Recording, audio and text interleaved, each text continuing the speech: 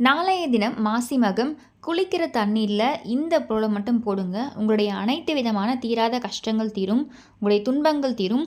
நம்மளை பிடித்திருக்கக்கூடிய அந்த negative energy, தரித்திரம் சொல்லக்கூடிய இந்த அனைத்து விஷயங்களுமே நம்மளை விட்டு நீங்கும்.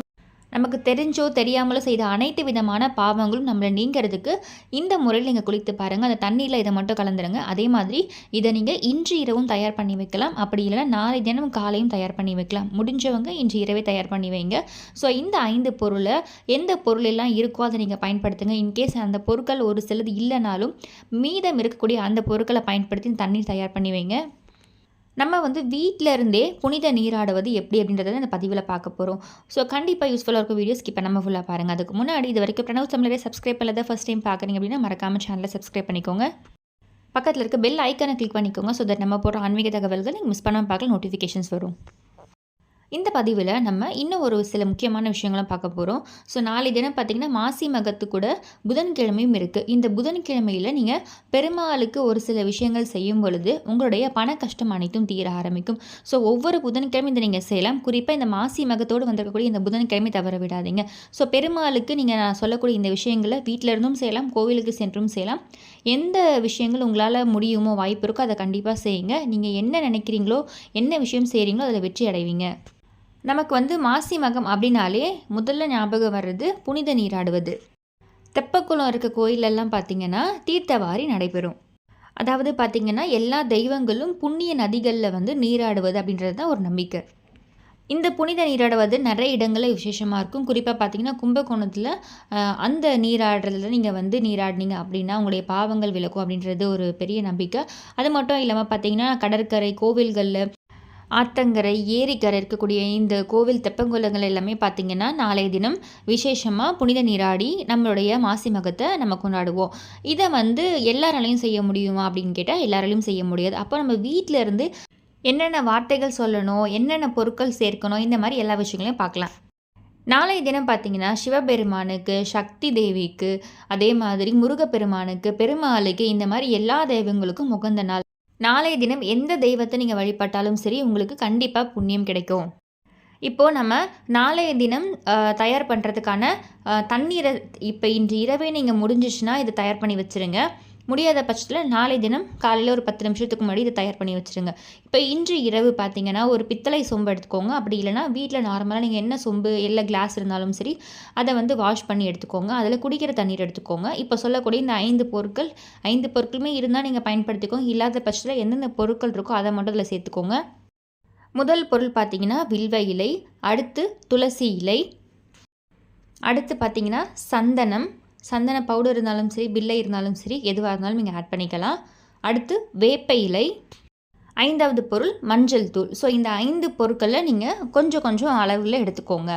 இப்போ இந்த பொருட்களை நீங்கள் ஒரு சில பொருட்கள் இருக்கும், ஒரு சில பொருட்கள் இல்லைன்னா மினிமம் கொஞ்சமாக மஞ்சள் தூளாச்சும் நீங்கள் அந்த தண்ணீரில் போட்டு வைங்க. மற்ற பொருட்கள் இருந்துச்சுன்னா அதை ஆட் பண்ணிக்கோங்க.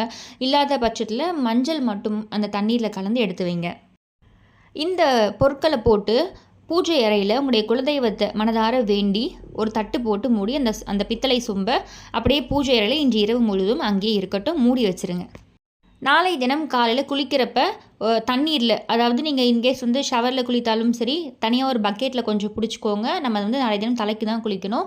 அப்போ அந்த தண்ணீரில் இந்த தண்ணீரை கலந்துருங்க. நீங்கள் அந்த சொம்பில் தயார் பண்ணி வச்சுருக்கக்கூடிய இந்த தண்ணீர் அதை கலந்துட்டு அதில் ஹரி ஓம் அப்படின்ற ஒரு வார்த்தையை நீங்கள் அதில் எழுதுங்க. அந்த தண்ணீரில் உங்களுடைய ஆள்காட்டி விரலை பயன்படுத்தி இந்த வார்த்தை எழுதுங்க. ஹரி ஓம் அப்படின்ற ஒரு வார்த்தையை எழுதிட்டு அதுக்கப்புறம் அந்த தண்ணீரை நீங்கள் குளிக்கலாம். சிறியவர்கள்லேருந்து பெரியவர்கள் வரைக்குமே இந்த தீர்த்தத்தை நீங்கள் பயன்படுத்தி நாளை தினம் குளிக்கலாம்.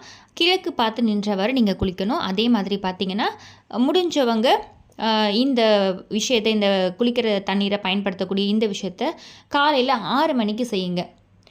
முடியாத பட்சத்தில் அடுத்து நீங்கள் எந்த டைமில் குளிக்கிறீங்களோ அப்போ இது செய்யலாம். ஆனால் அந்த சூரியன் உதிக்கும் பொழுது நீங்கள் செய்யும்பொழுது இன்னும் உங்களுக்கு அதீத பலன் கிடைக்கும். அதனால் 6 மணிக்கு குளிக்கிற மாதிரி இந்த தண்ணீரை தயார் பண்ணி வச்சுக்கோங்க. ஸோ இன்கேஸ் காலையில் தயார் பண்ண போகிறீங்கன்னா அந்த டைமுக்கு ஒரு 10 நிமிஷம் முன்னாடி இந்த தண்ணீரை பயன்படுத்தி நீங்கள் குலதெய்வத்தை வேண்டி தயார் பண்ணி வச்சுட்டு அதுக்கப்புறம் கலந்துக்கோங்க. அடுத்து இந்த தீர்த்தத்தை எடுத்து நீங்கள் தலையில் ஊற்றும் பொழுது ஹரி ஓம் ஹரி ஓம் ஹரி ஓம் அப்படின்ற ஒரு வார்த்தையை 3 முறை சொல்லுங்கள். முதல் தடவை தீர்த்தத்தை ஊற்றும் பொழுது மட்டும் 3 முறை சொன்னால் போதுமானது.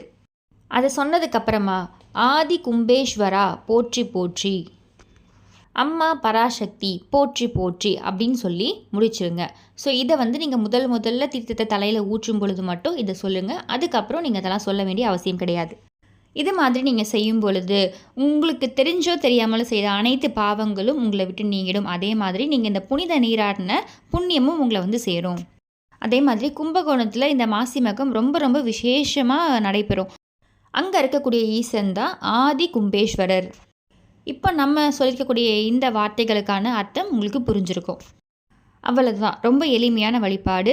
ஸோ நீங்கள் வந்து புனித நீராடிட்டு வீட்டில் பூஜை அறையில் விளக்கேற்றி வழிபாடு செய்யுங்க. உங்கள் வீட்டுக்கிட்ட இருக்கக்கூடிய நியர்பையில் என்ன கோவில் இருக்கோ, பழமையான கோவில், சிவன் கோவில், முருகர் கோவில், பெருமாள் கோவில், அம்மன் கோவில், இந்த மாதிரி எந்த கோவில் இருந்தாலும் சரி, அங்கே போய் முடிஞ்சிச்சுன்னா விளக்கேற்றி அங்கே வழிபாடு செய்யுங்க. அங்கே கோவில்களுக்கு தேவையான பொருட்களை முடியும் பட்சத்தில் வாங்கி கொடுங்க.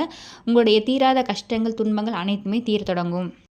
அதே மாதிரி நாளைய தினம் புதன்கிழமை அப்படின்றதுனால உங்களுடைய வீட்டில் இல்லைனா உங்கள் வீட்டுக்கு இருக்கக்கூடிய பெருமாள் கோவிலுக்கு நீங்கள் வந்து உங்களுடைய பெயர்லையோ இல்லை குடும்பத்தில் இருக்கக்கூடிய அனைவருடைய பெயரும் சொல்லி அர்ச்சனை செய்யுங்க. இதுவும் உங்களுக்கு ரொம்ப ரொம்ப ரொம்ப விசேஷமான பலனை கொடுக்கும்.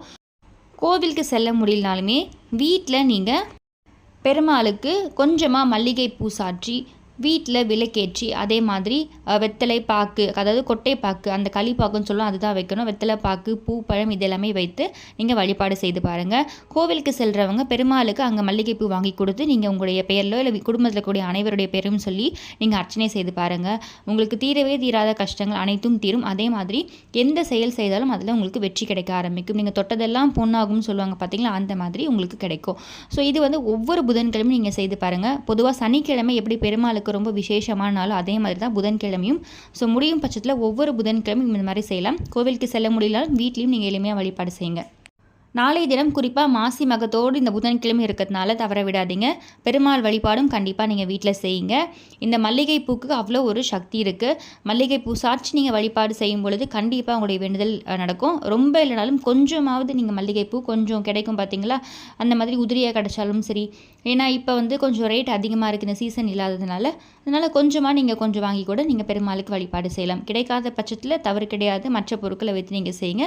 கிடைக்கும் பட்சத்தில் மல்லிகைப்பூ நீங்கள் வந்து பெருமாளுக்கு சாற்றி வழிபாடு செய்யுங்க. நாளைய தினம் நீங்கள் குளிக்கிற தண்ணீரில் நான் சொல்லியிருக்கக்கூடிய இந்த பொருட்களை இன்று இரவே தயார் பண்ணி வச்சுக்கோங்க. நாளைய தினம் அதை கலந்து குளிங்க. முடியாத பட்சத்தில் காலையில் நீங்கள் அதை தயார் பண்ணி வைங்க.